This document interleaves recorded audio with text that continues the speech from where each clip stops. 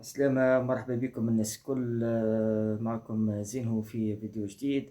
أحباء الترجي الرياضي التونسي داخل وخارج الوطن، مبروك عليكم ومبروك علينا هذه البطولة رقم 34 في تاريخ الترجي الرياضي التونسي العظيم. هذه المنشأة الرياضية التي ستظل شامخة بإذن الله، وستظل اسمها يكتب بأحرف من ذهب في تاريخ كرة القدم التونسية والإفريقية، وبإذن الله زاد كذلك القارية.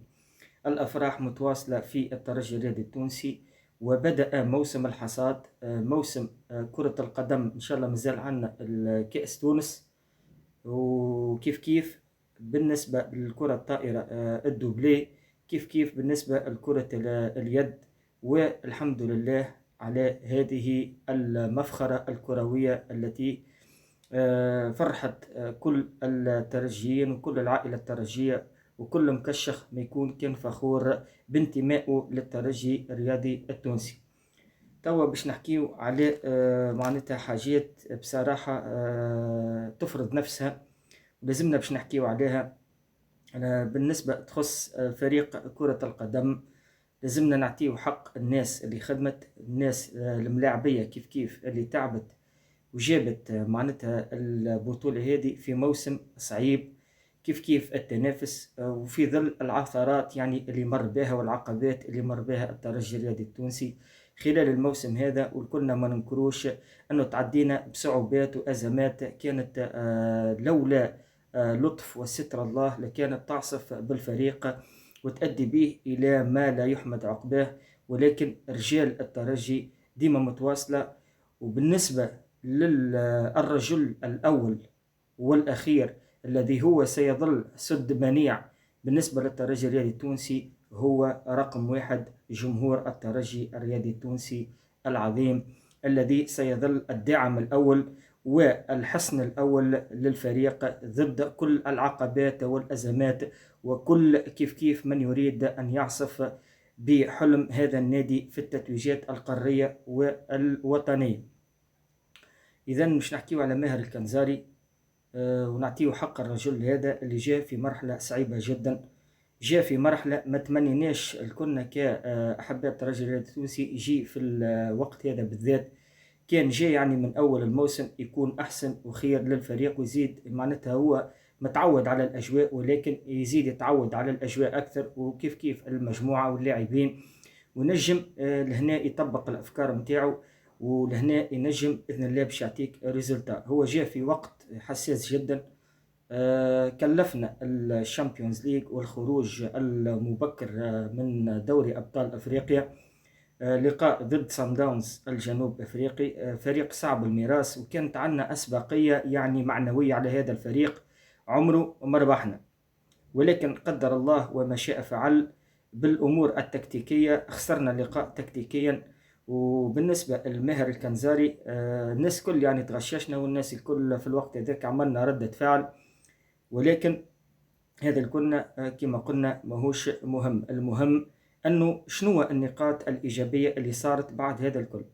الترجي الرياضي التونسي كان يعاني ضد الفرق معناتها الصغيرة بين ظفرين، سامحوني على الكلمة، ما عادش فما فريق صغير، ولكن الفرق هذه كانت تشكل عائق كبير للترجي، وما نجمش يلقى فيها برشا صعوبة في الماتشوات هذم اللي نلعبوهم، خاصة في رادس يعني اللي ولت لنا بصراحة. رادس يعني إشكالية كبيرة لما يلعب الترجي في رادس. لهنا هذا الكل مع ريجي كامب وكيف مع كاردوزو، تغير مع الكنزاري، وهي نسخة تقريبا نفس الشكل. لما كان معين الشعباني كان هو المدرب الترجي الرياضي التونسي، كان ينتصر بالفريق الثاني على الفرق هذية، وكان معناتها بصراحة ينتصر حتى بنتيجة يعني تكون ثقيلة شوية، ونتيجة يعني تكون مريحة جدا. نفس الشيء تكرر مع المدرب ماهر الكنزاري، والنقطة التي تحسب لماهر الكنزاري أنه صار فما انسجام.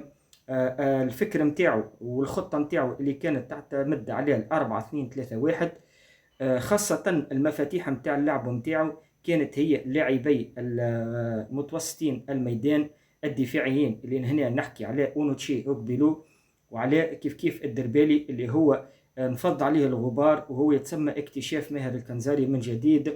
وأكد يعني بصراحة أنه اللاعب هذا عنده عديد المؤهلات الجيدة اللي تخلي عنده مكان في الترجي الرياضي التونسي. لهنا لاعبي المحور الدفاعيين كيف قدامهم باش يكون لاعب متوسط ميدان هجومي وباش يكون حر. ولهنا نحكيو على جبالي. كيف زوز لاعبين أجنحة اللي هما يانساس، وكيف البليلي على اليسار، قدامهم رودريغو رودريغيز. بالنسبة للخط الدفاعي متكون من توغاي إجلاسي على اليمين، بن علي، وعلى اليسار بن حميدة. تقريبا هذه التشكيلة المثالية الماهر الكنزاري اللي الأكثرية ديما يعتمد عليها. لهنا يقول القائل فما حاجة أخرى حبيت نحكي عليها مهمة جدا، شفناها الناس الكل، فما ناس شافتها فما ناس ركزت معها، ولكن هي اللي يركز في الموضوع هذا بالذات يعرف أنه كل شيء ماهوش جاي من فراغ. ماتش باجة البارح 5 أهداف، اللي مركي البونتو في الترجي الرياضي التونسي يجي يجري الماهر الكنزاري، يعنق ماهر الكنزاري ويقول له معناتها يزيد يأكد له أنه التعليمات نتاعك والتوصيات نتاعك. كان هو قريب على خط التماس، وكان يوجه في اللاعبين، يوجه في البلاي يقول له اعمل هكا، يوجه كيف في مكونا، يوجه في ينساس يقول له اعمل هكا، يعطي فيه في تعليمات، والكلها جابت الأكل نتاعها. واللي يسجل شفنا ينساس سجل مشى الماهر الكنزاري، شفنا البليلي سجل مشى الماهر الكنزاري، كيف شفنا مكونا سجل مشى الماهر الكنزاري. معناتها تقريبا اللاعبين اللي سجلوا الكل مشاو الماهر الكنزاري. هذا شنو يعني؟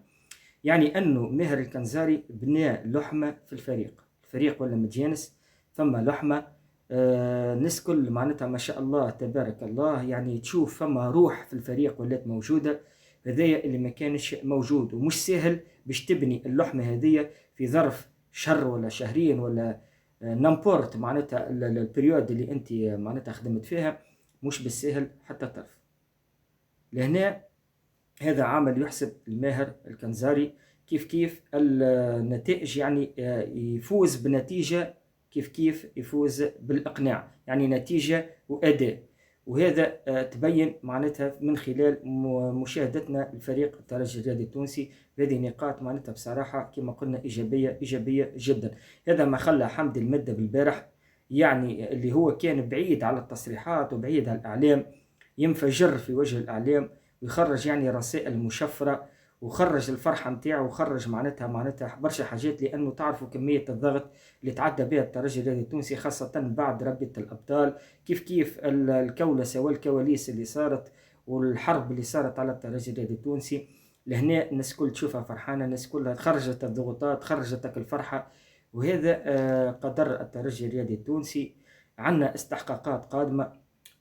بصراحة الكنزاري على الكوتا برشا. وتوا باش نحكيو حتى على موضوع التدريب والمدرب وكاس العالم للأندية، لهنا ماهوش وقته حتى باش نحكيو في الموضوع هذايا، ولكن لكل حادث حديث. خلينا نكملوا الكأس، خلينا تقرب من بعض مع تدعيمات جيدة للفريق وانتدابات تكون مدروسة. ومن هنا ما حبيتش نحكي عن الميركاتو بصفة عامة، لأنه الميركاتو مخصص له حلقات إن شاء الله كل ما يقرب الوقت، ولكن لما تكون الأخبار رسمية أو شبه رسمية. كل يجيب وحط من غادي وهو فلان باش يصحح وهو فلتان كما قاعدين نشوفوا تويكا، وتقريبا اللاعبين الكلهم تشوفهم باش يصحوا مع الترجي، ولكن راهو لهنا فما انتدابات مدروسة، فما عدد معين نتاع لاعبين، فما مراكز لازمها يقع التدعيم نتاعها، ماهيش قاع باجي كما قلنا. ولهنا لازم تكون لجنة مكلفة بالانتدابات، لجنة معينة معناتها هي اللي تجيب الانتدابات وهي اللي تجيب الاحتياجات نتاع الفريق. كفانا معناتها كما قلنا باش ندخلوا في موضوع السماسرة والحكاية هذه بينت أنها لا تسمن ولا تغني من جوع، وضرت الترجي في عديد المرات. لهنا لازمنا نتعلموا من الدروس. إن شاء الله في الحلقات القادمة باش نرجعوا بأكثر تفاصيل على الميركاتو، على احتياجات الترجي، ونحاولوا معناتها نشوفوا كما قلنا كل شيء بدقة عالية معناتها للفائدة واللي باش ترجع بالنفع على الترجي الرياضي التونسي. شكرا لكم على الحضور، شكرا لكم على المشاهدة، الرجاء الدعم، وبارك الله فيكم الناس الكل.